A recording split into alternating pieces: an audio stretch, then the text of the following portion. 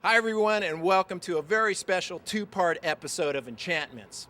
Now we all know that space truly is the final frontier, and the race for space is alive and kicking in New Mexico. Home of the new spaceport, White Sands Missile Range, Holloman Air Force Base, and more, New Mexico is a true leader in aerospace. Well, we've come to Alamogordo to see what the X Prize Cup and the Holloman Air Space Expo has to offer. So sit back, relax, and enjoy the ride.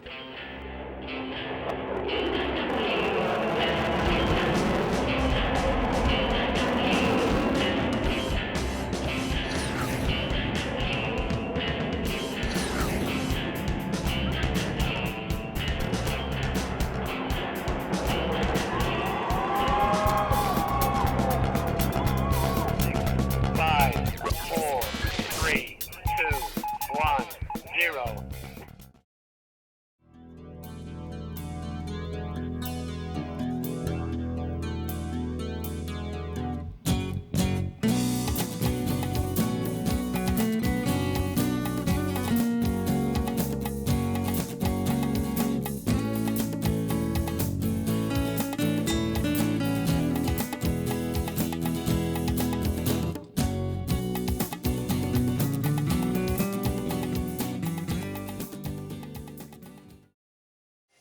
Each year in late October, southern New Mexico is invaded by scientists, pilots, explorers, engineers, and space enthusiasts for 3 days. Normally, the X Prize Cup is held at the Las Cruces International Airport, but in 2007, a new collaboration between the X Prize Cup and Holloman Air Base has yielded the Ultimate Airspace Expo, which is dedicated to educating, inspiring, and engaging a new generation of talent in the areas of aeronautics and space exploration. Now, Peter, how and where did the X Prize get started?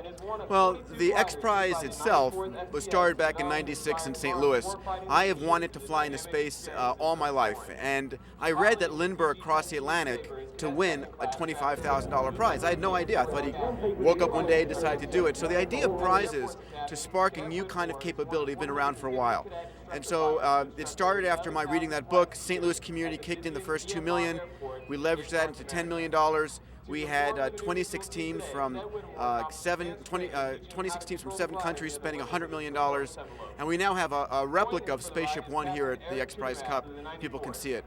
Now, why is the X Prize Cup so important?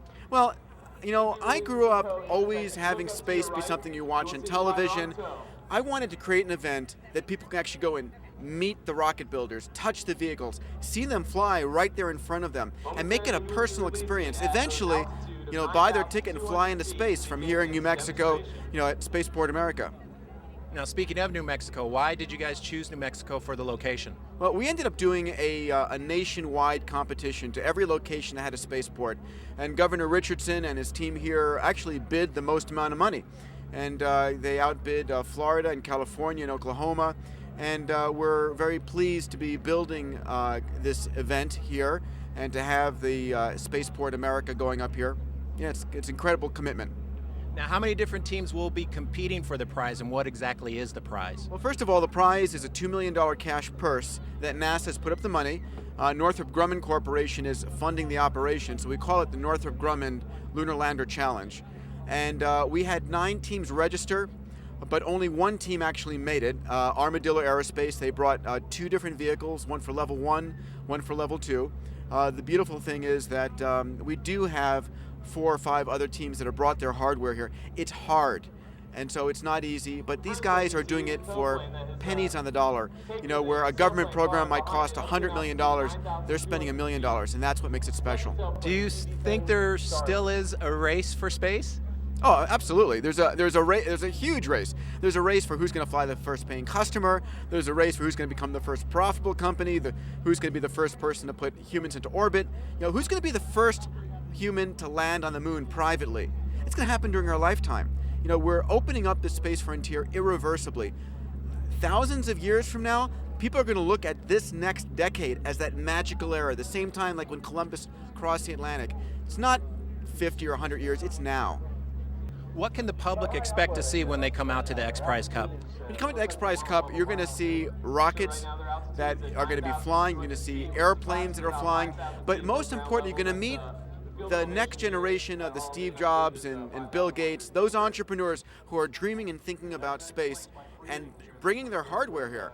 So it is, if anybody's ever been to Oshkosh Air Show, which is the sort of the gathering of the home builders of aviation, we're trying to build the Oshkosh of space. Now, yesterday you had a day for students. Can you elaborate on that a little bit? I got my start when I was 9 years old. I was a kid. Apollo was just in the middle of the program, and I just wanted to go into space with all of my heart and soul. And so I want to create that same activity for kids. We had about 8,000 school kids there. I'm very proud. My first ever organization, a group called Students for the Exploration and Development of Space, which is a college and high school group which has chapters throughout the U.S. and around the world.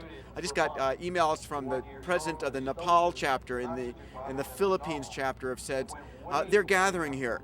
So these are people who are passionate about space, who've dedicated their lives to opening it up. And students are definitely... Students are it. This is what we're doing it. I want them to know that, I go to school kids and I say, you want to fly into space? They say, yes. I say, do you think you'll have a chance to go? And before the Ansari X Prize, the answer was no, because there is only 100 astronauts in the U.S. astronaut corps. There's less than 500 that have ever flown into space. It's the most exclusive club ever. We're trying to change that, make it 100 per day that can fly into space. So space really is the new frontier. Yeah, of course it is. Everything we hold of value on Earth, metals, minerals, energy, real estate, the things we fight wars over are in infinite quantities in space. We're going to move up there, we're going to open it. Our conversation here today is similar to the conversation 500 years ago when Columbus was about to head over the Atlantic. You think people can actually live there in that far east land? Well, now look at us. We're thriving and sending people to the moon. Well, congratulations and thank you. My pleasure.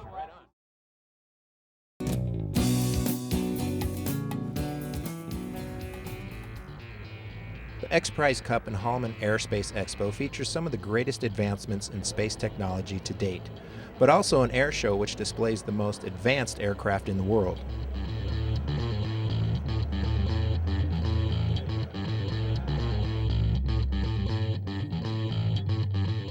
Another competition featured at the expo is the robotics competition between local schools of southern New Mexico. Each team must build a robot under strict guidelines and then control their robots through different course challenges varying in complexity and time restraints. So I want to congratulate you all on taking advantage of very impressive technology. All the schools take this robotics challenge very seriously, and the competition is a weekend of scientific rivalry that can match any sporting competition. Fabulous vehicles, all of the fabulous work. The competition is fierce and tensions run high as the various teams compete for awards and bragging rights.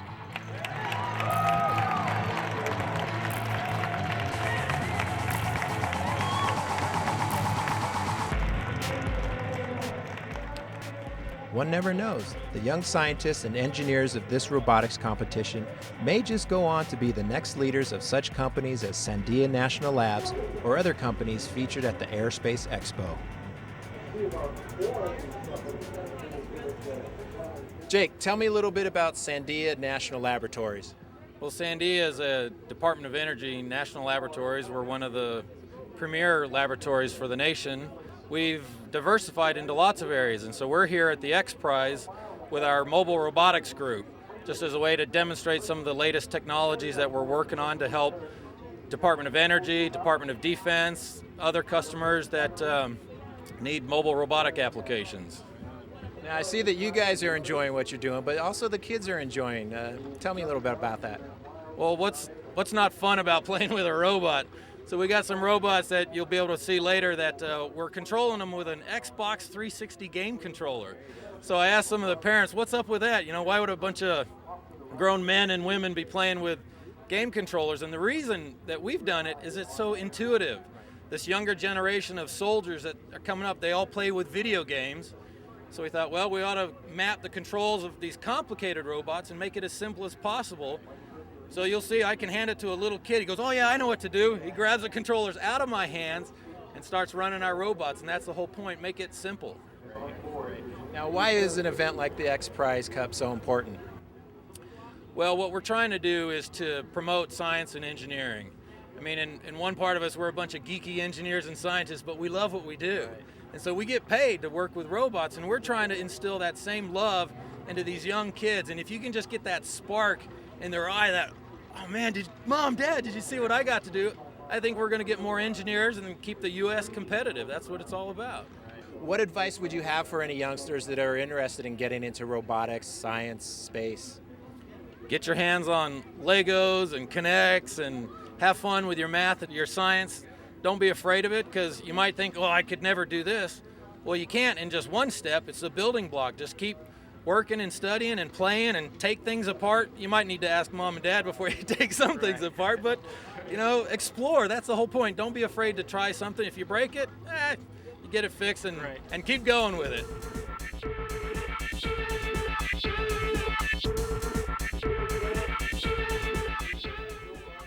Besides all the competitions, engineering, and space challenges, visitors and kids alike can get some real hands-on fun. One of the more popular booths is the small rocket building and launching.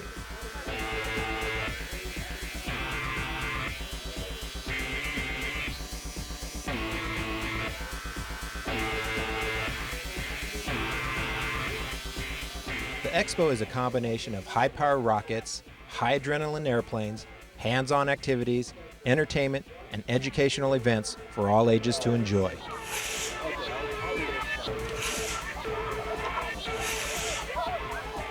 The Airspace Expo is definitely a sensory overload experience, in a fun way. Even I had a great time on some of the simulators, and so did a ton of the other kids.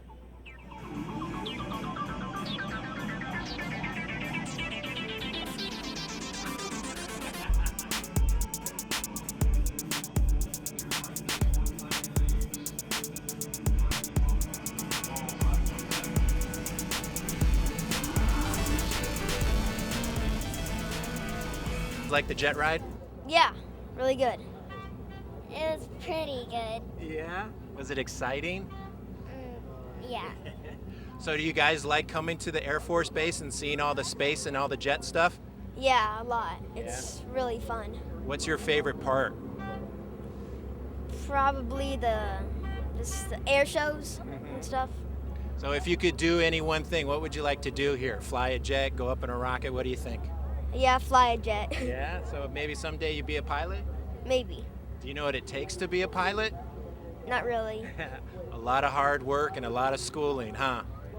Yeah? Yeah? Because you got to be pretty smart to fly a jet, huh? Yeah, I guess. So what do you want to be when you grow up? I don't really know yet. Don't know yet. That's good. You still got time. How about you? What do you want to be when you grow up? A veterinarian? A veterinarian. You like taking care of animals? Yeah. Yeah.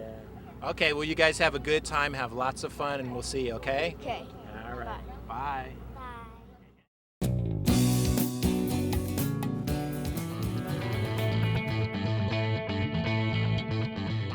Thousands of students, teachers, and attendees get to experience a new generation of privately owned space vehicles, meet pilots, astronauts, rocket engineers, and get to enjoy the true spirit of competition, watching teams compete for a $2 million prize. So what got Unreasonable Rocket into the X Prize Cup?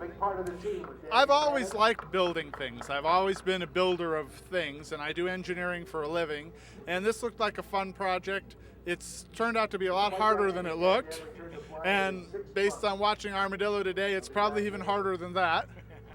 What kind of money and time would it actually take to build your craft? Well, if everything was working and all you wanted to do was duplicate one, you could probably do that in a month of regular work week. We worked on it a year. Basically, I switched to a 4-day work week, so I spent 3 days a week working on this and 4 days at the day job. And my son worked on it pretty much full time since November of last year. So what kind of mission requirements do you guys have when you launch the craft? Well, the whole point of this craft was to fly the Lunar Lander Challenge. As the rules are pretty specific. You have to start out on the pad, rise up 50 meters, over 100 meters, down 50 meters, and you have to spend either 90 or 180 seconds in the air, depending on which level you were trying to win.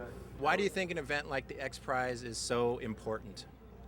Well, I mean, I was here Friday, and we probably had thousands of kids troop by, and they're all excited, and I think it's important for us as a society to create engineers and scientists and people who want to build things and create things. The science and technology enrollment in American universities for Americans is really low. We train a lot of Chinese and a lot of people from overseas, but most American kids don't want to take 4 years of calculus. It seems too hard. Right. And so hopefully we can inspire people to build things and try things. And I know I'm talking for a TV program, but my best advice is turn off your TV more and go make something, create something. It's immensely satisfying.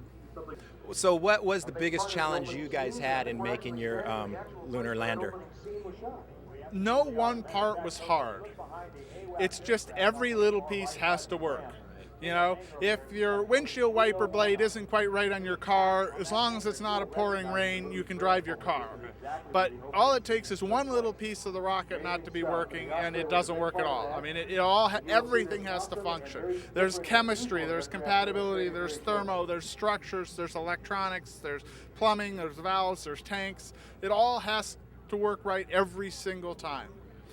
I want to grab something and show you an example of what took so long. This is the inside of a motor. It's all crushed. The story behind this sort of shows you the problems. We built 2 rocket motors and took them out to the test stand, and they worked perfectly. So we thought we had working rocket motors. So we built 4 more, and all 4 did this on their first start. Now, what was the problem? Well, this is a copper water tube. And the first ones we put together, we soldered with regular solder. And we had a little melting in the not when it was running, but after we shut down and the heat kind of soaked in, we had some solder melting. So we switched to silver solder, which was supposed to be better. And it's a lot stronger, but silver solder melts at 1100 degrees and regular solder melts at 500 degrees. So to use silver solder, you have to make the copper a lot hotter. When you make the copper hot, it anneals and gets soft. So when it starts, there's fuel pressure on the outside and nothing burning on the inside, and it collapses and crushes.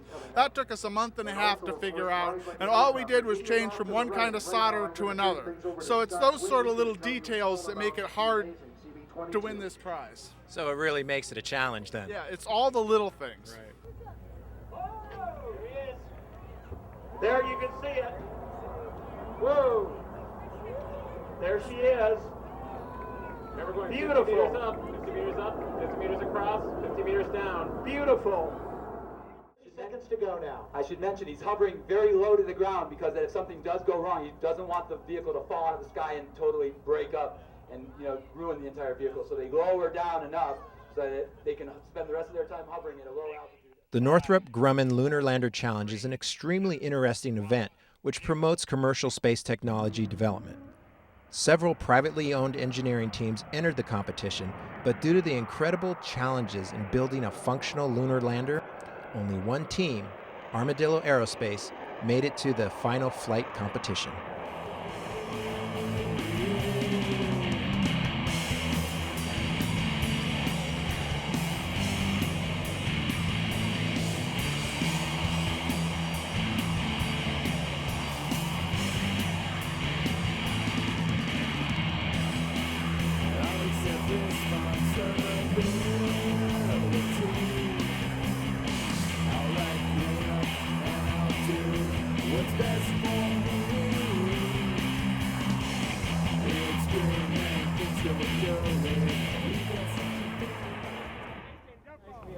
Be advised, vehicle is landed but tilted over. Safety, safety, safety. We are level 1. Russell, why did Armadillo Aerospace decide to get in the X Prize Cup? The X Prize Cup was tailor-made for us. All of our rockets are based on vertical takeoff, vertical landing, and it was almost written for us. It was perfect. A match made in heaven. Now, what kind of money and time goes into building one of these landers? The time is quite a bit. We spend at least two days a week working on them. Took 6 months pretty much to build the first ones that we ever flew. Less time on the other ones because they're slightly smaller smaller, plus we had the experience base, so it was optimized, from what we had done before. The amount of money, it comes out of John Carmack's pocket, but it's not a huge amount of money. In 5-6 years, he spent roughly $3.5 million. So it's not really a very high burn rate. And what are some of the bigger challenges you guys come up against? The biggest challenge right now, and for a long time, is some of the engine technology. We have to have a very deeply throttled engine. It has to go from very low power to very high power, because the vehicles have a drastic weight change from being fully loaded to when they're empty. So that we kind of didn't really work real hard to try to optimize for that, but we had to make engines that could handle that. And so through very, very many experiments that we ran in Texas, hundreds and hundreds of tests, we finally came up with engines that really do that. Unfortunately, this weekend we didn't really show just how good they really are. We did have a couple good flights, but we had some troubles with them. Now, why is the X Prize Cup such an important event? It spurs, development of new technologies.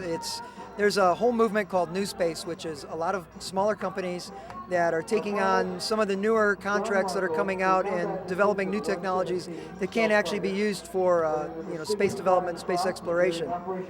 And what advice would you give to youngsters who are into rockets and space? Just keep doing it, have fun with it, explore it in school, do everything you can to advance your knowledge, and just keep going for it, because you really can do these things yourself.